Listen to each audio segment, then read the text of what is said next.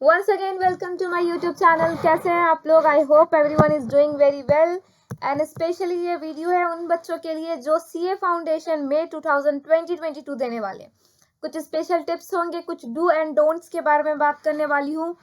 And yes, जितने भी basic knowledge होंगे, क्या क्या हमें बात पता होनी चाहिए फाउंडेशन लेवल पे, मैं वो सारी चीज़ कन्वे करने की कोशिश कर रही हूँ। एंड आई होप आप पूरे वीडियो में मेरे साथ बने रहेंगे। एंड यस, सबसे पहले मैं एक चीज़ आपको बता दूं, बेसिक नॉलेज देने से पहले मैं बता दूं, इफ आपने सीए प्रोफेशन को चुना है, that means you want to be the unique. Yes, crowd में अगर यूनिक बनना है, क्राउड में यूनिक दिखना है, इसीलिए हमने सीए प्रोफेशन को चुना है। कोई भी इस प्रोफेशन को ऐसे इजीली नहीं चुन सकता।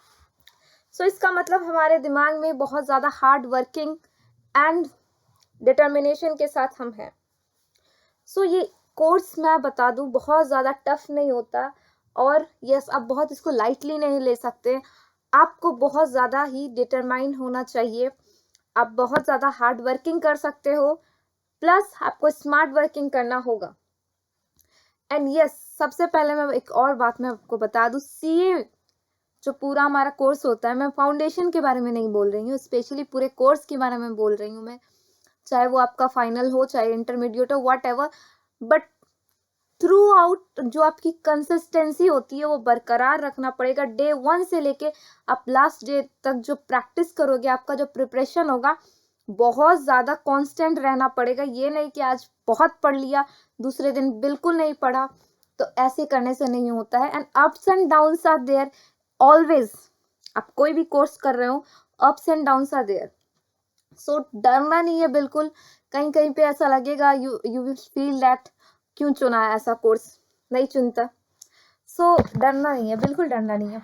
सो फाउंडेशन के बारे में बता रही हूँ। सबसे पहले तो साल में 2 बार फाउंडेशन कंडक्ट करते आए ICAI, ठीक है। आई होप आपको ICAI के बारे में पता है। 2 बार फाउंडेशन के एग्जाम्स कंडक्ट होते हैं। सबसे पहला एग्जाम एक होता है हमारा मई में, एंड देन होता है दिसंबर में। साल में 2 बार एग्जाम कंडक्ट होता है, मई एंड दिसंबर। ओके, नाउ मैं आपको बता दूं, इसमें प्रोविजनल रजिस्ट्रेशन भी होता है। दैट मीन्स कि आप अगर 12th पास आउट नहीं हैं तो कोई बात नहीं, आप रजिस्ट्रेशन पहले ही करवा सकते हो, लेकिन एग्जाम आप तभी दे सकते हो फाउंडेशन लेवल का भी जब आप 12th पास आउट हो। इसमें ऐसा नहीं है कि आप graduate, I mean 12th pass out commerce लेके, कॉमर्स बैकग्राउंड से हो तभी आप फाउंडेशन दे सकते हो। आप कॉमर्स बैकग्राउंड से हो, आप साइंस बैकग्राउंड से हो, आप कोई भी बैकग्राउंड से हो, आर्ट्स से हो, ये माइंड नहीं करता। आप रजिस्ट्रेशन फाउंडेशन लेवल पे आप अपीयर हो सकते हो, इफ आप कॉमर्स बैकग्राउंड से हो या नहीं हो, नॉन कॉमर्स हो, कोई बात नहीं। सो ये 2 बातें तो हो गई। देन उसके बाद मैं आपको बता दूं, फाउंडेशन कोर्स बहुत कोई बच्चे सोचते हैं कि जस्ट हमारा जो 12th में हम पढ़ते हैं पूरा हूबहू वही होता है, तो नो। यस, कुछ कुछ चीज़ें ऐसी होती है जो आप सेम टू सेम, आप अकाउंट्स जो पढ़ोगे 12th के ही अकाउंट जैसा लगेगा, इकोनॉमिक्स भी लगेगा, 11th 12th में पढ़ रखा है। सो अगर इस चक्कर में हो कि पूरा हम 11th 12th में का जितना पढ़ा है उतने से हम फाउंडेशन जाके दे के आ जाएंगे, तो नो। बहुत सारे न्यू न्यू सब्जेक्ट्स मिलेंगे, न्यू टॉपिक्स आर देयर। सो आप पूरा डिपेंडेंट नहीं हो सकते 11 एंड 12th पे, आपको एक्स्ट्रा उसके लिए पढ़ाई करनी पड़ती है। तो ये पहला जो मिथ होता है सबके दिमाग में कि अरे 11 12th में पढ़ा है ना, वही आएगा, फाउंडेशन चल जाएगा, निकल जाएगा, तो ऐसा नहीं होता है। एंड और क्या क्या बातें बतानी है, रजिस्ट्रेशन, अभी मैं आपको पूरा रजिस्ट्रेशन प्रोसेस बता दूंगी, फीस स्ट्रक्चर मैं आपको बता दूंगी, एंड आपको सब्जेक्ट से भी मैं रूबरू करवाने वाली हूँ, डोंट वरी। एंड डॉक्यूमेंट्स के बारे में भी मैं आपको बता दूंगी, रजिस्ट्रेशन में क्या क्या डॉक्यूमेंट्स चाहिए। सो मैं बेसिकली और क्या बातें बतानी है, चली जाते हैं। रजिस्ट्रेशन प्रोसेस के बारे में मैं बता दूं, 1 जनवरी से जो मई अटेम्प्ट जो देने वाले हो, उनका रजिस्ट्रेशन 1 जनवरी 2022 में होगा, स्टार्ट होने वाला है। एंड रजिस्ट्रेशन प्रोसेस क्या होगा मैं बता देती हूँ। आप ICAI के, आप गूगल करना ICAI, उसके ऑफिशियल वेबसाइट पे जाना है आपको। देन जस्ट अ सेकेंड, मैं आपको, हाँ, ओके सबसे पहले ICAI के ऑफिशियल वेबसाइट पे आप जाओ, देन वहाँ पे आप देखोगे स्टूडेंट करके कुछ होगा एंड उस पर क्लिक करना है। कोर्सेज पे जाओगे, आप रजिस्ट्रेशन फॉर्म्स करके होगा, आप रजिस्ट्रेशन फॉर्म पे क्लिक करोगे, then you have to click on application form for registration to foundation. There will be a link, उस लिंक पे आपको क्लिक करना है। देन उसके बाद आपको कुछ डिटेल्स फिल करना पड़ता है, essential details like your name, your mobile number and once मैं आपको एक चीज़ बता दूं, जब मोबाइल नंबर आप प्रोवाइड करते हो या ईमेल एड्रेस आप प्रोवाइड करते हो तो प्लीज़ आप अपना ही दो, बहुत बार उस पर OTP आएगा। आप जब एग्ज़ाम फॉर्म भी रजिस्ट्रेशन से लेके एग्ज़ाम फॉर्म तक आपका वही मोबाइल नंबर चलेगा। सो आप मोबाइल नंबर दे रहे हो, अपना ईमेल एड्रेस दे रहे हो, मेक श्योर कि आप अपना दे रहे हो और वो अभी वर्किंग में है, वर्किंग कंडीशन में है। सो आप जैसे ये सब डिटेल्स डालोगे, एक OTP जनरेट होता है, जो नंबर आप सबमिट OTP आएगा, उस नंबर पे जो नंबर आपने डाल रखा है तो उस पे आएगा, OTP को आप वेरीफाई कर दोगे, देन यू हैव एक पासवर्ड जनरेट हो जाता है, आपको एक यूजर ID एंड पासवर्ड मिल जाता है, आपके मोबाइल नंबर पे आपकी ईमेल पे आ जाएगा। देन उसके बाद आप वही यूजर ID एंड पासवर्ड आपको यूज करना होगा, क्या, एप्लीकेशन फॉर्म फिलअप करने के लिए CA फाउंडेशन का। ठीक है, एप्लीकेशन फॉर्म जैसे फिलअप करते हो उसमें आपको father's name, mother's name, your address, ये सब कुछ, एंड वन थिंग, आप मदर्स फादर्स नेम में मिस्टेक ना करो, स्पेलिंग मिस्टेक ना करो, एंड आप या तो अपने आधार कार्ड से देख के फिल करो। आई नो आपको सब पता होते हैं, अपने पेरेंट्स के डिटेल्स सब पता होंगे, आपको खुद के भी डिटेल्स बहुत अच्छे से पता है, स्टिल मैं आपको यही सजेस्ट करूंगी कि या तो आप अपने आधार कार्ड से ये सारे डिटेल्स फिल करो, 10th के सर्टिफिकेट से करो, खुद से नहीं करना है, क्योंकि एक भी स्पेलिंग मिस्टेक होने से बहुत ज़्यादा सफ़र करना पड़ता है। सो वो सब करने के बाद आपको प्रोसीड कर देना है नेक्स्ट में। You have to upload a image, your passport size scanned photograph, your signature, and whatever the original documents you will be required. It's like 10th के सर्टिफिकेट्स मांगे जाएंगे। आपको अभी ऐसे कुछ समझ में नहीं आ रहा होगा, आई नो, एक रफ फिगर मैं ड्रॉ कर देती हूँ आपके दिमाग में। नेक्स्ट आपको अगर स्टिल रजिस्ट्रेशन प्रोसेस में कोई दिक्कत आए तो मेक श्योर आप कमेंट करके मुझे बताओ, तो मैं पूरा वीडियो इस पर बना दूंगी रजिस्ट्रेशन कैसे करना है। देन ये सब करने के बाद आप सेव कर लोगे, उसके बाद आपको फ़ी उसमें सबमिट करना पड़ेगा, कुछ रजिस्ट्रेशन फ़ी होता है, आगे मैं बता दूंगी क्या है। तो यू हैव टू जस्ट पे, आपको ऑनलाइन पेमेंट करना है एंड बहुत इजी मोड से, कोई दिक्कत नहीं आने वाली। आप नेट बैंकिंग करो या आप अपने डेबिट या क्रेडिट कार्ड से पे कर सकते हो। इफ़ आपको रजिस्ट्रेशन में कोई दिक्कतें आती है तो मैंने तो बता दिया कि मैं वीडियो अपलोड कर दूँगी, स्टिल आप खुद से भी कर सकते हो, घर पे अगर PC है, मोबाइल है, खुद से भी कर सकते हो, या तो फिर जाके कैफ़े में सारे डॉक्यूमेंट्स लेके जाओ और वहाँ पे जाके कर लो। And one thing more, please आप रजिस्ट्रेशन करने के बाद जैसे अपने डॉक्यूमेंट सारे सेव करते हो, डिटेल सेव करते हो, तो वंस आपको एक बार चेकआउट कर लेना है कि वेदर आपको कोई स्पेलिंग मिस्टेक्स, एरर्स तो नहीं है, तो बहुत ज़्यादा सफ़र करना पड़ता है। प्लीज़ इस बात पे बहुत ज़्यादा ध्यान रखना है। फीस स्ट्रक्चर के बारे में मैं बात करने वाली थी, आई एम सॉरी, इसमें स्पेलिंग मिस्टेक है, I am sorry. Fees structure के बारे में मैं बात कर लेती हूँ।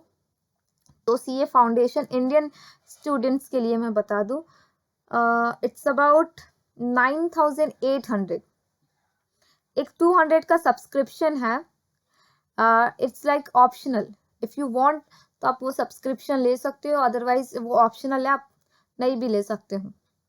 तो टोटल आपको 9,800 लगेगा and for foreign student you have to pay $780।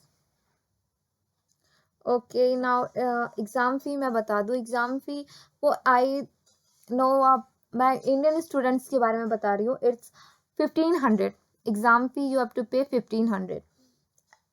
Okay, and for other I mean foreign student you have to pay $325।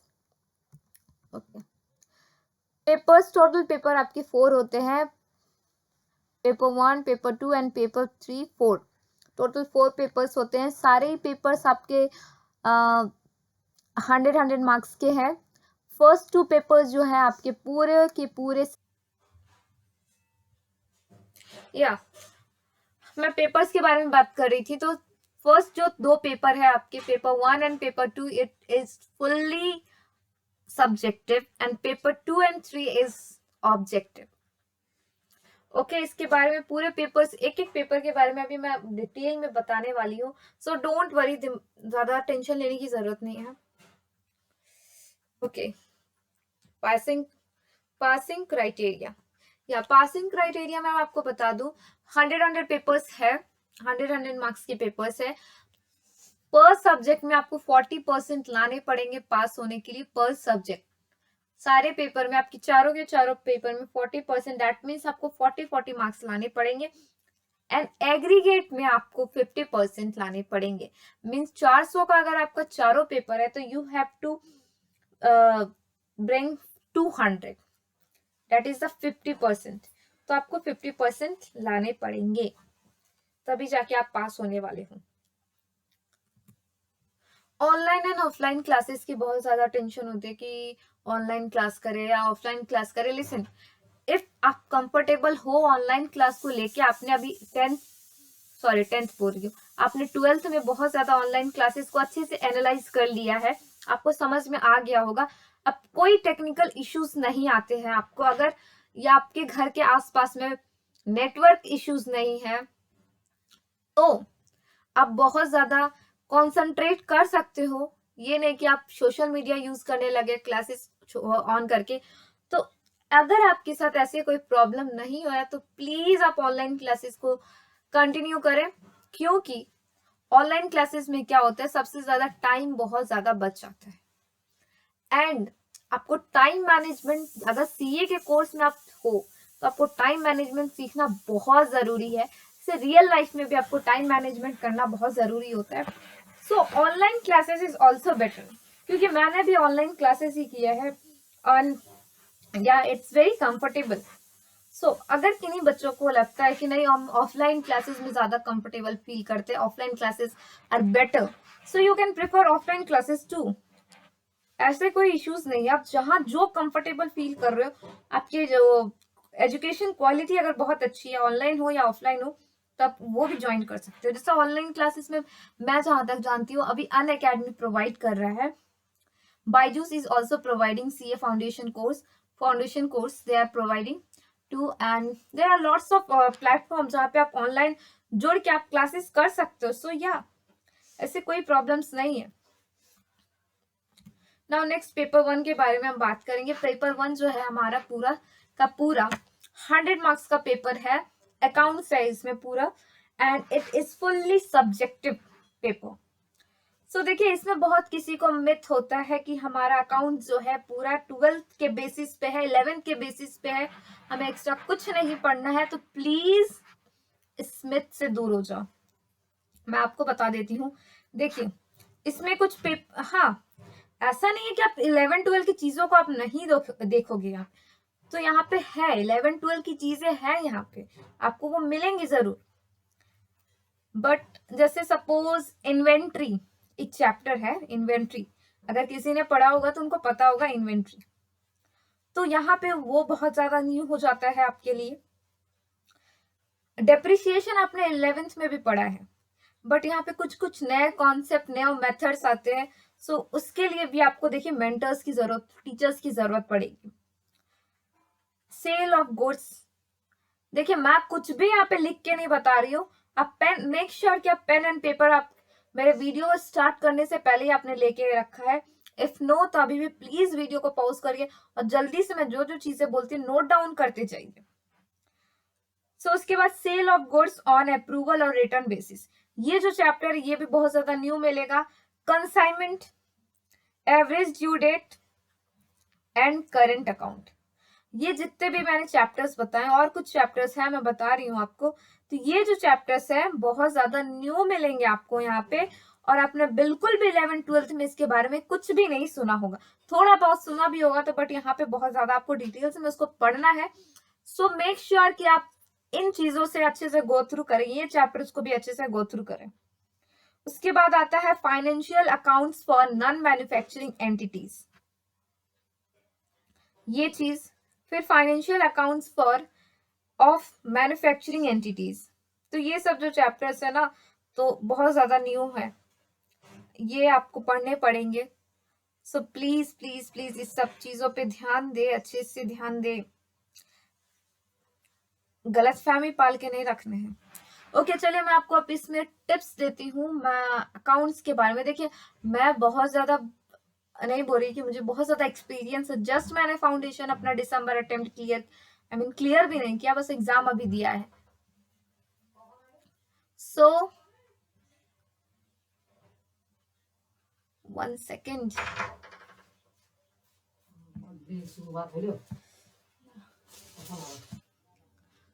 Okay now it's time for basic tips जो मुझे देना था।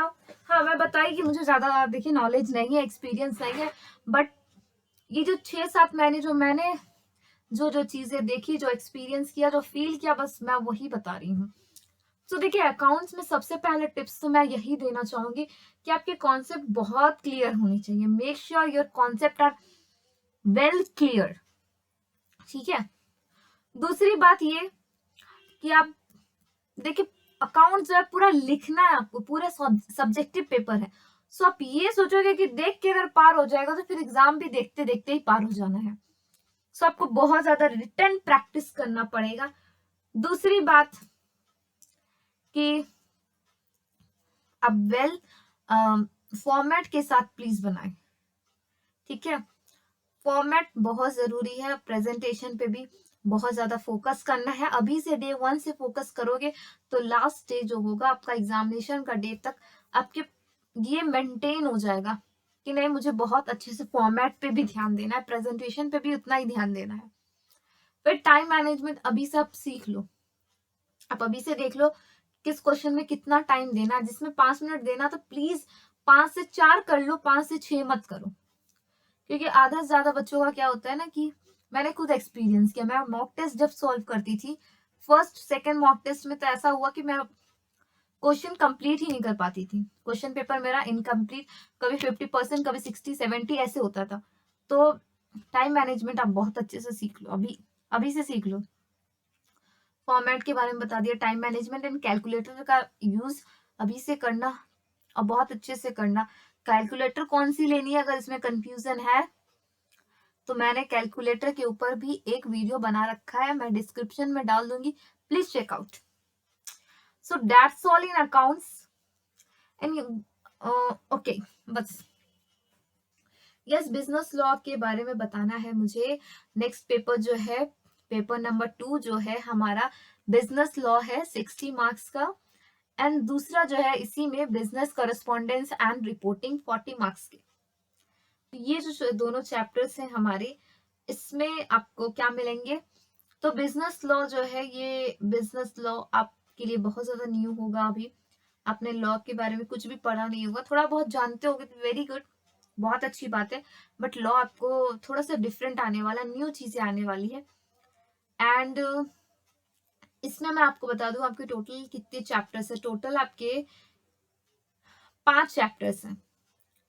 कुछ कुछ चीजें जैसे इंडियन पार्टनरशिप एक्ट मिलेगा, ये आपने थोड़ा बहुत 11-12 में अकाउंट 12 में पढ़ा है, अकाउंट्स में पढ़ा है। एलएलपी के बारे में भी आप थोड़ा बहुत जानते हो, कंपनीज एक्ट के बारे में, कंपनीज के बारे में थोड़ा थोड़ा जानते हो। सो और बाकी जो चीजें हैं, जो इंडियन कॉन्ट्रैक्ट एक्ट है, सेल्स एंड गुड्स एक्ट है, ये न्यू होने वाला है बिल्कुल आपके लिए। सो लॉ पे थोड़ा ध्यान देना है आपको। और लॉ में एक चीज और मैं आपको बता दूं कि प्रोविजंस को अच्छे से याद करना, अभी से याद करना शुरू कर दो। बहुत ज्यादा आपको लिखने की प्रैक्टिस करनी होगी क्योंकि बहुत लिखना पड़ता है लॉ में, एंड प्रोविजंस के साथ लिखना पड़ता है। अगर सेक्शंस याद होते हैं तो वेरी गुड, लगे रहो, अभी से सेक्शंस याद करने शुरू कर दो। अगर नहीं होता तो प्लीज उल्टे पुल्टे सेक्शंस मत लिखना, अभी से कोशिश करो, याद हो जाएंगे। आपका जो सेकंड इसमें जो सब सेक्शन है ना, B number business correspondence and reporting, BCK I mean sorry BCR 40 marks का। तो ये जैसे आपने 11-12 में इंग्लिश पढ़ा है, उससे पहले भी जो आपने इंग्लिश पढ़ा है 10th-9 में, आपको थोड़े थोड़े चीज यहाँ पे वो मिल जाएंगे। आपको नोट मेकिंग मिलेगा, आपको precise articles precise writing, report writing, article writing, तो आपको फॉर्मल लेटर्स ये सब लिखना है आपको। मीन्स जो इंग्लिश में हम जो चीजें पढ़ते हैं, राइटिंग कॉन्सेप्ट जो जो चीजें होती हैं, हमें वही सब पढ़ना है। एक दो चैप्टर्स आपको मिलेंगे, न्यू मिलेंगे, जैसे कि कम्युनिकेशन मिलेगा, वोकेबलरी मिलेगी। तो ये चैप्टर वाइज तो बहुत ज्यादा न्यू लगेगा, बट आपने ये सब पढ़ा हुआ है, एंटोनिम्स सिनोनिम्स ये ऑलरेडी पढ़ा है, जो वोकेबलरी कंटेन करेगी। सो ये जो पूरा का पूरा पेपर नंबर 2 है, आपको इसमें ओवरऑल मैं बोलूंगी प्रेजेंटेशन पे अभी से ध्यान देना स्टार्ट कर दो, राइटिंग प्रैक्टिस करना स्टार्ट कर देना, और कुछ नहीं है। बिजनेस लॉ में अगर आपको प्रोविजंस याद होते हैं तो वेरी गुड, अच्छे से अभी से याद करने शुरू कर दो। प्रोविजंस तो लिखना पड़ेगा, अगर सेक्शंस याद होते हैं तो सेक्शंस भी याद करना, एंड ऐसा कुछ और नहीं है। टाइम मैनेजमेंट तो पूरे मैं चारों पेपर में यही बोलूंगी, time management is must. Business sorry, paper number 3, सबसे पहला तो हमारा बिजनेस मैथमेटिक्स है 40 मार्क्स का, लॉजिकल रीजनिंग है 20 मार्क्स का, एंड स्टैटिस्टिक्स है 40 मार्क्स।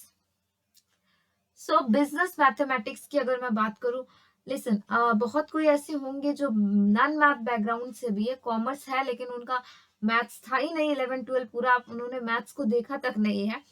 सो अगर उनको बहुत ज्यादा डर है कि क्या करेंगे, हमारा तो फाउंडेशन ही क्लियर नहीं हो पाएगा, मैथ्स नहीं लिया था, सो ये जो दिमाग में चीजें चल रही ना, डोंट वरी, मैं आपको अभी से बता दूं कि मैं भी नॉन मैथ बैकग्राउंड से ही थी, दिक्कतें कुछ नहीं आती है। इफ कुछ कुछ चैप्टर जो है आपकी बहुत इजी जाने वाले हैं, तो बस वही चैप्टर्स पे आप ध्यान देना, जो चैप्टर्स, जैसे कि मैं आपको चैप्टर्स में बता देती हूँ। इंटरगल कैलकुलस, ये जो चैप्टर होगा ना, तो वो मुझे, देखिए मैं अपनी बात कर रही हूँ, मुझे हार्ड लगा था, टफ था मेरे लिए, टफ था, मैंने पढ़ा नहीं था मैथ्स, तो मेरे लिए वो टफ था, तो मैंने पूरा का पूरा वो चैप्टर ही उड़ा दिया था, मैंने उसको नहीं किया था। सो नॉन मैथ बैकग्राउंड वाले बच्चों, इफ कोई भी मैथ्स में ऐसा चैप्टर है जो दिमाग खराब कर रहा है, तो प्लीज उसको हटा दो, क्योंकि 40 मार्क्स का वो पेपर है, उसमें से वो क्वेश्चंस मान लीजिए 5-6 मार्क्स का आया, तो पूरे 5-6 मार्क्स के लिए आप पूरे के पूरे 100 मार्क्स के पेपर को बर्बाद नहीं करो। अब बाकी चीजों पे ध्यान दो, ऐसे भी आपको पेपर में 40% ही लाने हैं, पासिंग क्राइटेरिया। इफ आप उससे ज्यादा लाते हो, वेरी गुड, प्लीज लाओ, लेकिन कोई 1-2 मार्क्स के लिए आप पूरे के पूरे 100 मार्क्स के पेपर को खराब मत करो, मैं यही सजेशन दूंगी। स्टैटिस्टिक्स में देखिए बच्चों बच्चों, आई एम सॉरी, नॉट बच्चों, मैं भी आप ही के एज की हूँ। देखिए स्टैट्स में जो होता है ना, you have to just learn all the formulas from day one से ही आप फॉर्मूलाज को याद करना स्टार्ट कर दो, क्योंकि बहुत ज्यादा न्यू फॉर्मूलाज आपको मिलेंगे, एंड आपको रेगुलर बेसिस पे उस फॉर्मूलाज को देखते रहना है, चेकआउट करते रहना है, क्योंकि एक दिन में सडनली एग्जाम के 1 दिन पहले 2 दिन पहले याद नहीं होते। सो डे वन से याद करो। पेपर 3 में एक चीज मैं आपको बता दूं, अब जो भी आईसीआई के मॉड्यूल को फॉलो करते हो तो ठीक है, अब किसी भी राइटर का बुक्स को फॉलो करते हो, जो भी करते हो, जहां से भी क्वेश्चन सॉल्व करते हो, प्लीज एक फेयर कॉपी, एक अलग से कॉपी अभी से रख दो, जिसमें आप सारे क्वेश्चंस को सॉल्व करके एकदम सुंदर सुंदर लिख के रख दो, क्योंकि एग्जाम के 10 दिन 15 दिन पहले या 1-2 दिन पहले, या जब भी आप कॉपी देखो, तो आपको सारे क्वेश्चंस पेपर 3 के एक जगह सॉल्व करके मिले, क्योंकि इधर उधर खोजने में आपको बहुत ज्यादा टाइम वेस्ट होता है और दिमाग भी खराब होता है। तो प्लीज इसके लिए तो मैं बोलूंगी अच्छे से सजा के एक जगह लिख के सारे क्वेश्चंस को बना के रखना, जिस भी मॉड्यूल को फॉलो करो, जिस भी राइटर की बुक को फॉलो करो, क्योंकि मेरे साथ ये चीज हुआ था कि मैंने एक जगह सॉल्व करके नहीं रखा था, बहुत मेरी 5-6 कॉपी बन गई थी पेपर 3 के लिए, तो मुझे बहुत ज्यादा दिक्कत हुआ था लास्ट एग्जाम में, तो ये दिक्कत आपको ना हो प्लीज। पेपर 4 बिजनेस इकोनॉमिक्स बहुत इजी है, एंड यह बहुत इंटरेस्टिंग सब्जेक्ट पेपर है। बिजनेस इकोनॉमिक्स में आप जो पढ़ोगे, 11-12 में जो आपने इकोनॉमिक्स पढ़ा है, वही सेम वैसे इकोनॉमिक्स में आपको चैप्टर्स दिखेंगे, बट कुछ कुछ चीजें जो उसमें इंटीरियर पार्ट्स में कुछ कुछ चेंजेस आपको मिलेंगे, उसमें कुछ चेंजेस होते हैं, अंदर में कुछ कुछ अलग अलग न्यू तो थोड़ा सा एलोबरेट होके रहता है, टॉपिक्स एलोबरेट होते हैं, बट या बहुत इंटरेस्टिंग है, आप पढ़ोगे तो आपको देखना। एंड व्हाट टू से, ओके, बीसीके के बारे में मैं बता देती हूँ। ये थोड़ा सा आपको न्यू लगेगा, बट इफ आपके non I mean commerce background से हो, तो आप अगर अपने बिजनेस स्टडी पढ़ा था तो थोड़ा थोड़ा आप रिलेट कर सकते हो उससे, क्योंकि बिजनेस इन्वायरमेंट, बिजनेस ऑर्गेनाइजेशंस, ये सब चीजों के बारे में आपने पहले से पढ़ रखा है, तो ऐसे ऐसी चीजें मिलेंगी। पूरा का पूरा आपका चैप्टर ये जो है ऑब्जेक्टिव है, तो इसमें इतनी दिक्कत नहीं आएंगी। कुछ कुछ इकोनॉमिक्स में आपको जो चीजें हैं, कुछ लॉ है, उसको ध्यान से याद रखना। छोटे मोटे यस, थोड़े मोड़े फॉर्मूलाज है, इसको ध्यान में रखना, बस ज्यादा कुछ इसमें है नहीं और कुछ बताने के लिए। एंड ओवरऑल ये पेपर बहुत इजी है, पूरा एमसीक्यू है, तो आपको कोई दिक्कत आने वाली नहीं है। पेपर नंबर 3 में थोड़ा सा है कि फॉर्मूलाज याद करने हैं, इसमें वैसा कुछ नहीं है, आप आराम से इसमें पास हो जाओगे, मैं आपको बता रही हूँ। बट देखिए एक चीज और मैं बता दूं, पेपर 3 एंड 4 के लिए एक स्पेशल इंस्ट्रक्शन मैं यहीं पे दे देती हूँ कि इसमें आपको क्या होगी, नेगेटिव मार्किंग होती है, सो आपको नेगेटिव मार्किंग से बचना है। बहुत किसी का क्या होता है ना कि वो पास हो जाते हैं ऐसे, बट उनकी नेगेटिव मार्किंग उन्हें ले जाती, ले डूबता है। सो नेगेटिव मार्किंग से बचे पेपर 3 एंड 4 में। एंड स्पेशल टिप्स में मैं आपको यहाँ पे जो समराइज कर देती हूँ सारी चीजों को, अभी से टाइम मैनेजमेंट करना सीख लो, अभी से आप प्रेजेंटेशन पे ध्यान दो, फुल फॉर्मेट के साथ क्वेश्चंस बनाओ अकाउंट्स में। पेपर 3 के लिए जितने भी सॉल्व्ड क्वेश्चंस है उसको एक कॉपी में, फेक कॉपी में आप लिख के अभी से साइड करना शुरू कर दो, फॉर्मूलाज याद करना शुरू कर दो। डे 1 से मेहनत अच्छे से करो, कॉन्स्टेंटली मेहनत करते रहोगे तो आपको कोई नहीं रोक सकता है सीए फाउंडेशन क्लियर करने में। बहुत ईजी है, कुछ भी इसमें हार्ड नहीं है। आप बहुत कुछ 11th-12th का देखने वाले हो, आपको कुछ कुछ नई चीजें मिलेंगी देखने को, बहुत इंटरेस्टिंग मिलेंगी, चाहे अकाउंट्स हो या चाहे लॉ हो, बहुत न्यू न्यू चीजें हैं। बहुत अच्छे से पढ़ो, ऑल द बेस्ट। यही कुछ टिप्स देने थे। थैंक यू सो मच, या thank you so much everyone. Keep watching, like, comment and subscribe जरूर कर देना, ताकि मैं न्यू न्यू कंटेंट के साथ हमेशा आपके साथ जुड़ी रहूं। Thank you so much, take care, bye bye.